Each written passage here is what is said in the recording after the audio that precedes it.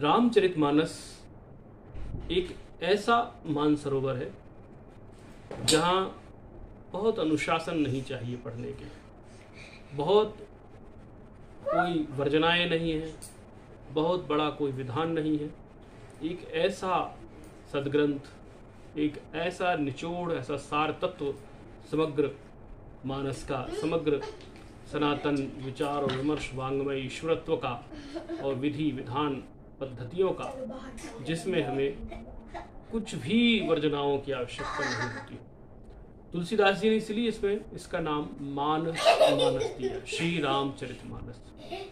रामचरितमानस में ये बताने का पूरा प्रयत्न है कि आप अपने ईश्वर को हर तरह से स्मरण कर सकते हो, हर प्रकार से उसको मान सकते हो। इसके लिए बहुत अनुशासन और बहुत कठोर तप और विधान सिर्फ एक रास्ते नहीं है। यद्यपि वे रास्ते हैं, परंतु सिर्फ वो रास्ते नहीं हैं। तो मानस की ये महिमा है कि मानस को आप कहीं से भी पढ़ो, कभी भी पढ़ो, ये आपके अंतर्मन के विचारों को कहीं ना कहीं एड्रेस करता है। जैसे आज हम रामचरितमानस का जो पठन कर रहे हैं, ये एक अंतरानंद को बढ़ाने वाला है और अपने अंदर उमड़ घुमड़ रहे प्रश्नों और हमारे मन की उथल पुथल पर बहुत ज्ञान परक ढंग से भी और व्यवहार परक ढंग से भी बताता है। चलिए मैं रैंडमली कोई सा पेज खोलता हूँ और वहाँ हम इसको पढ़ने का प्रयत्न करते हैं। श्री राम। मानस को पढ़ने के लिए एक बतौर पुस्तक रामचरितमानस को पढ़ेंगे तब भी, और आप इसमें हृदय से डूबकर पढ़ेंगे तब भी, मानस का आनंद दोनों दशाओं में है। इस पुस्तक को मैंने जब एक पुस्तक के रूप में पढ़ा, पहली बार जब पढ़ा, तो मुझे उतनी श्रद्धा, विश्वास और भक्ति नहीं रही, क्योंकि बिना प्रभु कृपा के ये सब चीज़ें मिलती नहीं। परंतु पढ़ते पढ़ते जब मानस आगे बढ़ता गया तो उसमें विश्वास सबसे पहले पैदा हुआ। विश्वास पैदा हुआ, विश्वास के साथ ही साथ उसमें प्रेम पैदा हुआ, और जब विश्वास प्रेम की तीव्रता बढ़ी तो फिर भक्ति का प्रादुर्भाव हुआ। विश्वास जब हो जाता है और हमें उसी चीज़ से प्रेम जब हो जाता है, तो जब इन दोनों चीज़ों का मिश्रण हो जाता है तो वो भक्ति में बदल जाता है, आस्था में बदल जाता है, वह समर्पण में बदल जाता है। आस्था, भक्ति और समर्पण तीन अलग अलग चीज़ें होकर के भी साइनोनिम्स अगर इनके देखें तो एक से जान पड़ते हैं, लेकिन मानस में कईयों बार आप पढ़ें इसको, जितनी बार आप पढ़ेंगे उतनी बार आपको उसका एक नया अर्थ मिलेगा। ये भी इसकी एक बड़ी अलग किस्म की खूबी है। जैसे मैं आज पढ़ना चाहता हूँ, किसी भी कांड से रैंडमली मैं कोई सा भी आंख बंद करके खोलता हूँ तो मेरे सामने खुला है, सबसे पहली चौपाई है अरण्य कांड खुला है, और उसकी जो चौपाइयाँ हैं, मतलब 11 और 12 नंबर दोहे के बीच की चौपाई में आधे से खुला हुआ है। सुनते अगस्त्य तुरत उठी धाये, हरि बिलो की लोचन जल छाये, मुनिपद कमल परे दो भाई, ऋषि अति प्रीत लिए उरलाई, सादर कुशल पूछ मुनि ज्ञानी, आसन बर बैठारे आनी, पुनि करी बहु प्रकार प्रभु पूजा, मोहि सम भाग्यवंत नहीं दूजा, जह लगी रहे अपर मुनि वृंदा, हर्षे सब बिलो की सुख कंदा, मुनि समूह मह बैठे सन्मुख सब की ओर, शरद इंदु तना चितवत, मानहु निकर चकोर, सियावर रामचंद्र जी की जय।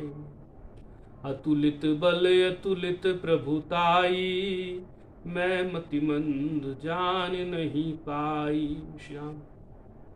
देखिए, हम बात कर रहे थे विश्वास और प्रेम जब मिश्रित होते हैं तो भक्ति बनती है। और ये जो निकली चौपाइयाँ, संयोग से कहिए या ईश्वरीय योग से कहिए या इस पुस्तक का, श्री रामचरितमानस का चमत्कार कहिए, कि वही चौपाइयाँ निकली। यहाँ भक्ति की ही बात हो रही है कि ये सुनते ही अगस्त्य जी तुरंत उठ दौड़े। क्या सुनते ही? कि भगवान आ रहे हैं। भगवान को देखते ही उनके नेत्रों में आनंद आ गया, प्रेम के आंसू, आनंद आ गया और प्रेम के आंसू बहने लग गए। जल भराया उनकी आंखों में, उनकी कोए भर गए। दोनों भाई मुनि के चरणों कमलों में गिर पड़े। ऋषि ने उठकर बड़े प्रेम से उन्हें हृदय से लगा लिया। अब देखिए, अगस्त्य ऋषि सौभाग्यशाली कि भगवान साक्षात उनकी कुटिया में, उनके आश्रम में पधारे।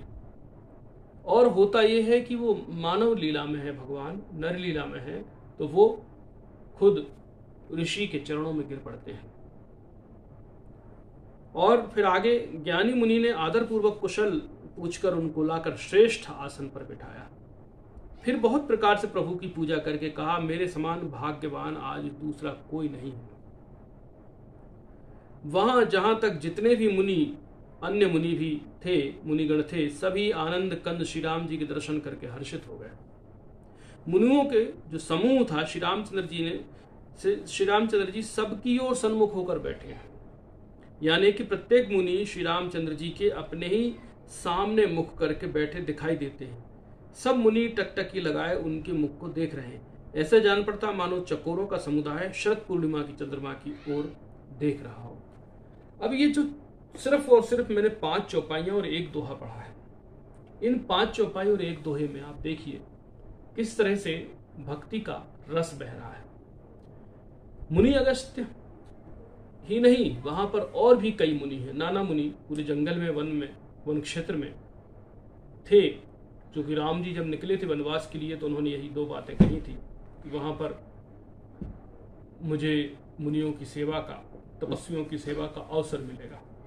यानी कि बहुत से तपस्वी जंगलों में भगवान का इंतजार कर रहे थे, भगवान पहुंचे तो उनमें से कईयों मुनियों की बात की जा रही है। मुनि अगस्त्य, जिन्होंने, मुनि अगस्त्य की शक्ति के बारे में आप जानते हैं, जिन्होंने समुद्र को सोख लिया था गुस्से में आकर के। जो सप्त सिंधु को सोख सकते हैं, सोख लेते हैं, वो सप्त सिंधु का जो राजा है, राजपुत्र है राम। सप्त सिंधु के राजा थे दशरथ जी, उनके पुत्र राम, उनको जब मिलते हैं तो अगस्त्य मुनि अंतरात्मा से गदगद हो जाते हैं। उनकी आंखों की कोएं भर आती हैं और वो भक्ति में डूब जाते हैं, प्रेम और विश्वास में डूब जाते हैं। जो इतना शक्तिशाली हो कि जिसकी प्रतीक्षा कर रहा है, मतलब राम की प्रतीक्षा जो कर रहे हैं, उनके पिताजी के जो सप्त सिंधु के राजा कहलाते हैं, उन सप्त सिंधुओं को सोखने की जिसमें शक्ति हो, वो उन सप्त सिंधु के महाराजा के राजपुत्र श्री राम के लिए भक्ति में डूब जाते हैं, विश्वास में, प्रेम में डूब जाते हैं, मग्न हो जाते हैं और उन्हें आदरपूर्वक आसन पर बिठाते हैं। और वहां जितने मुनि थे वो सारे मुनि भगवान के दर्शन करते हैं और दर्शन करते हुए सबको ऐसा लगता है कि भगवान मेरी ओर मुख करके बैठे हैं। और वहां पर कईयों मुनि हैं, जैसे कहा गया है, सरद इंदु तन चितवत मानहु न कर चकोर, मुनि समूह मह बैठे सन्मुख सबकी ओर। समूह में बैठे हैं मुनि, कईयों। समूह से तात्पर्य यहाँ पर तुलसीदास जी ने बहुवचन में मुनियों को लिया है। अनेक मुनि वहां पर हैं और वो सब एक साथ बैठे हुए हैं और भगवान के दर्शन कर रहे हैं। और ऐसी अनुभूति वहां पर होती है जैसे पूर्णिमा का चंद्र है और उसकी ओर चकोर टकटकी लगाकर देख रहा है। तो तुलसीदास जी का इस मामले में कोई सानी नहीं है। तो तुलसीदास जी जिस मन मानस के साथ मानस में उतरते हैं, श्री रामचरितमानस में उतरते हैं, और उस मन मानस के साथ तो कोई नहीं उतर सकता। परंतु जितने भी इस दुनिया में मानस के मर्मज्ञ हैं, पाठक हैं, अध्ययनशील विद्यार्थी हैं, या मुझ जैसे मानस में थोड़ा बहुत झाड़ू पोछा लगाने वाले लोग हैं, वो वास्तव में अगर हम देखें तो उनके आनंद की सीमा नहीं कही जा सकती। रामचरित में जितनी बार आप जाएंगे उतनी बार उसी चौपाई का अर्थ आपको अलग ढंग से समझ आएगा, आप जितनी बार पढ़ेंगे। और मानस को पढ़ने का तरीका, इसलिए मानस में जो अनुशासन और वर्जनाओं का कोई बहुत बंधन नहीं रखा गया है। यद्यपि कुछ विद्वान बंधन करते हैं, अच्छी बात है, क्योंकि सम्मान पूर्वक पानी पीजिए आप तो भी पानी प्यास बुझाएगा, और सामान्य रूप से गिलास उठाइए पानी पी लीजिए तो भी पानी प्यास बुझाएगा। दोनों ही चीज़ों में नुकसान नहीं है, दोनों ही चीज़ें, पर ये वर्जना नहीं पाली जानी चाहिए कि नहीं सम्मान पूर्वक ही आप गिलास को उठाइए, सम्मान पूर्वक ही पानी पीजिए। ये वर्जना नहीं है मानस के मामले में। यद्यपि अगर ऐसा कोई करता भी है, रामचरितमानस की पुस्तक को पूजन भी करता है, पाठ भी करता है, आदर पूर्वक उसका सम्मान पूर्वक उसका अध्ययन भी करता है, तब भी कोई बुराई नहीं, मैं इसका विरोध नहीं करता। किंतु मानस का अर्थ सिर्फ और सिर्फ आनंद में डूब जाना है, एक ऐसे मानसरोवर में डुबकी लगाना है, या हाथ पैर धोना है, या अपने मन को पूरी तरह से उसमें समाहित कर देना है, जहाँ पर आप स्वतंत्र रूप से भक्तिमय होकर के, भक्ति भाव में घुस करके आप इस महाचेतना को महसूस कर सकते हैं। अब हम इस चर्चा के दूसरे अंक में जाते हैं। ये तो मैंने बात कही, अभी हम किसी दूसरे विषय पर बात करते हैं। संभवतः उस विषय से जुड़ी हुई कोई चौपाई आपके सामने प्रकट होनी चाहिए। आप पूरी सत्यता और निष्ठा और ईमानदारी से मैं कह सकता हूँ कि हम जिस भी विषय पर बात करेंगे उस विषय से कहीं ना कहीं जुड़ा हुआ ये तारतम्य या कोई ना कोई संदर्भ जरूर खुलेगा। उदाहरण के लिए हम बात करते हैं भक्ति, चूंकि भक्ति तो इसमें पूरे में भरी पड़ी हुई है। हम ज्ञान पे जाते हैं, तो हम ये पुस्तक को बंद करते हैं। जय श्री राम। अतुलित बल अतुलित प्रभुताई, मैं मति मंद जान नहीं पाई। श्री राम जय जय राम, श्री राम जय जय राम।